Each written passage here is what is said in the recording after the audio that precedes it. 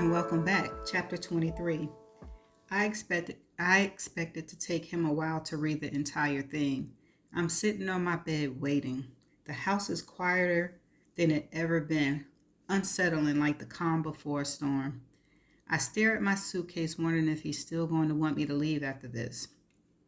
The entire time I've been here, I've been holding on to that manuscript, keeping it a secret from him. He may never forgive me for it. I know he'll never forgive Verity. My eyes flick up to the ceiling when I hear a crash. It wasn't loud, but it sounded like it came from the room Jeremy is in. He hasn't been up there for very long, but it's enough time to at least skim the manuscript and know that Verity was not at all the woman he thought she was.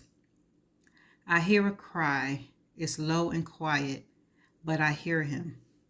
I fall onto my side and hug the pillow as I squeeze my eyes shut. It kills me to know how much he's hurting right now as he reads the page after page of a truth so harsh it never should have been written. Footsteps are above me now, moving around upstairs. He hasn't been up there nearly long enough to read the entire thing, but I can understand that. If I were him, I would have skipped it to the end to see what really happened to Harper. I hear a door open. I run across the hall to the office and look at the monitor. Jeremy is standing in Verity's doorway, looking at her. I can see both of them from the monitor. Verity.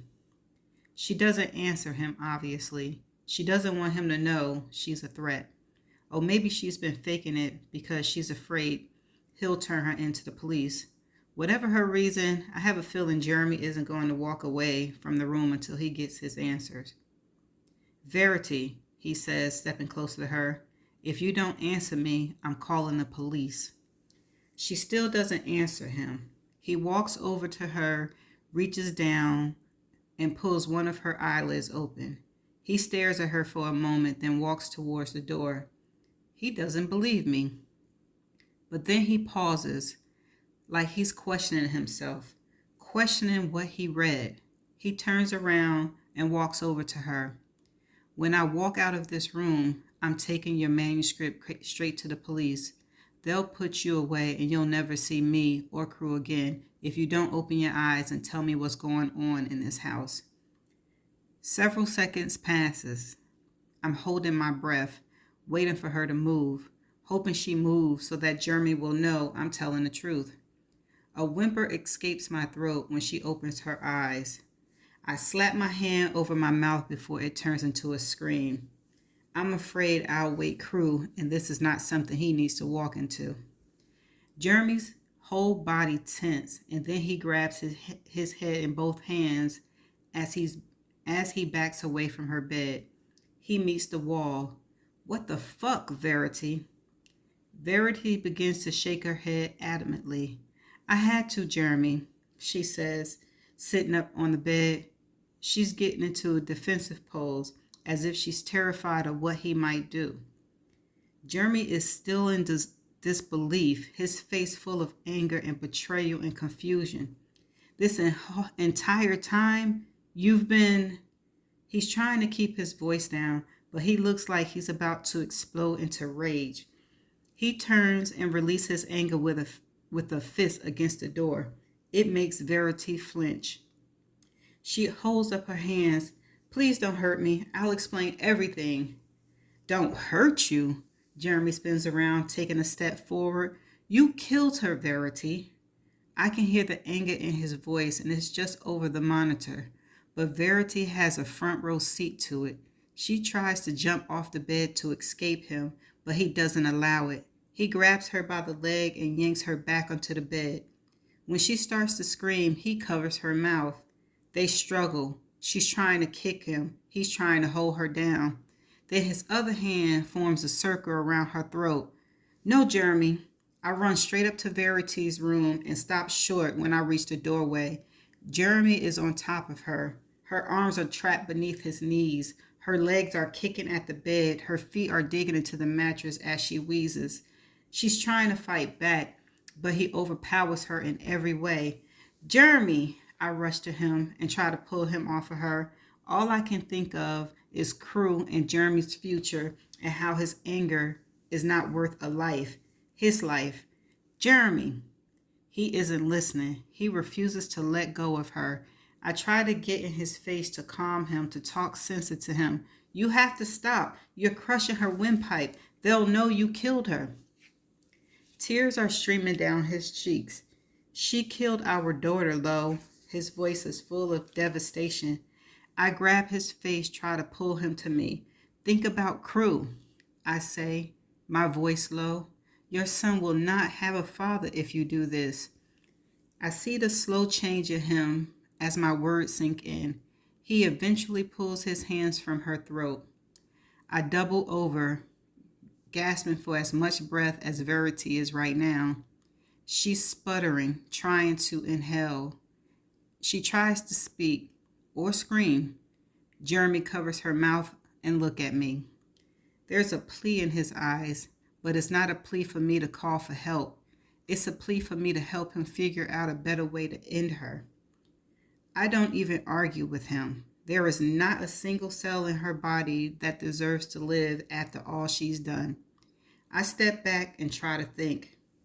If he chokes her, they'll know. His handprints will be on her throat. If he smothers her, particles from the pillow will be in her lungs. But we have to do something. If he doesn't, she'll get away with it somehow because she's manipulative. She'll end up hurting him or Crew. She'll kill him just like she killed her daughter, just like she tried to kill Harper as an infant. Just like she tried to kill Harper as an infant. You have to make it look like an accident, I say, my voice quiet, yet loud enough to be heard over the noise she's making beneath the palm of his hand. Make her vomit. Cover her nose and mouth until she stops breathing. It'll look like she aspirated in her sleep. Nobody thinking about calling the cops? Okay. Jeremy's eyes are wide as he listens to me, but there's understanding there. He pulls his hands from her mouth and then shoves his fingers down her throat. I turn my head. I can't watch. I hear the gagging and then the choking, and it feels like it goes on forever. Forever. I sink to the floor, my whole body racked with tremors. I press my palms against my ears and attempt to ignore the sound of Verity's last breath, of her last movement. After a while, the sound of 3 people's lungs turned into 2. It's only Jeremy and me breathing right now. Oh God, oh God, oh God. I can't stop whispering it over and over as the enormity of what we just done begins to register. Jeremy is quiet. Other than the cautious breath he's releasing, I don't want to look at her, but I need to know it's over. When I turn my body to face her, she's staring at me. Only this time, I know she isn't there, hiding behind that vacant stare. Jeremy is on his knees by the bed. He checks her pulse, then his head collapses between his shoulder. He sits, his back to the bed as he catches his breath. He brings both hands to his face, cradling his head. I don't know if he's about to cry, but I would understand it if he did. He's been hit with reality that his daughter's death wasn't an accident, that his wife, the woman he devoted so many years of his life to, was not at all the person he believed her to be, that she was manipulating him the entire time. Every good memory he's ever had with his wife died right along with her tonight. Her confession ripped him apart, and I can see it in the way he's doubling over now, attempting to process the last hours of his life, the last hour of Verity's life. I slap my hand over my mouth and I start to cry. I can't believe I just helped him kill her. We just killed her. That's what I'm saying. The heck? I can't stop looking at her. Jeremy stands and then lifts me into his arms. My eyes are closed as he carries me out of the room and down the stairs. When he lays me on the bed, I want him to crawl in with me, wrap his arms around me, but he doesn't. He starts pacing the room, shaking his head, muttering under his breath. We're both in shock, I think. I want to reassure him, but I'm too scared to speak or move or accept that this is real.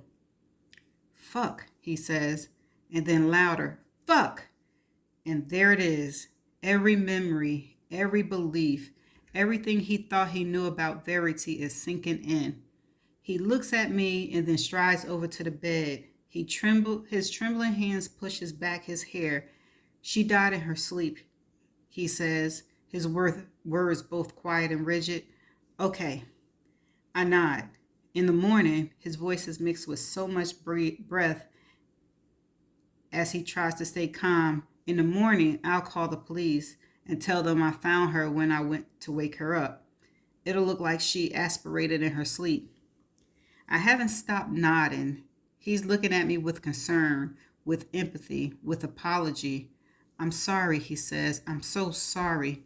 He leans down and kisses me on top of my head. I'll be right back, Lo. I need to go straighten up the room. I need to hide the manuscript.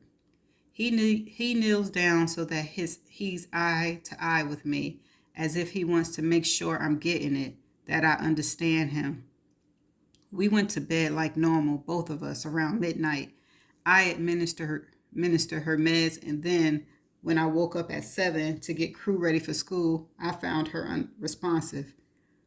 Okay.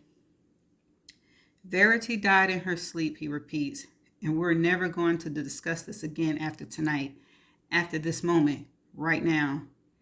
All right, I whisper. He blows out a slow breath. All right. After he leaves the room, I can hear him moving things around, walking back and forth, first to his room, then Crew's room, then Verity's room, then the bathroom. He walks to the office and then the kitchen. Now he's back in bed with me, holding me. He holds me tighter now than he's ever has before. We don't sleep, we only fear what the morning will bring. And that's the end of chapter 23. Stay tuned for the next chapter.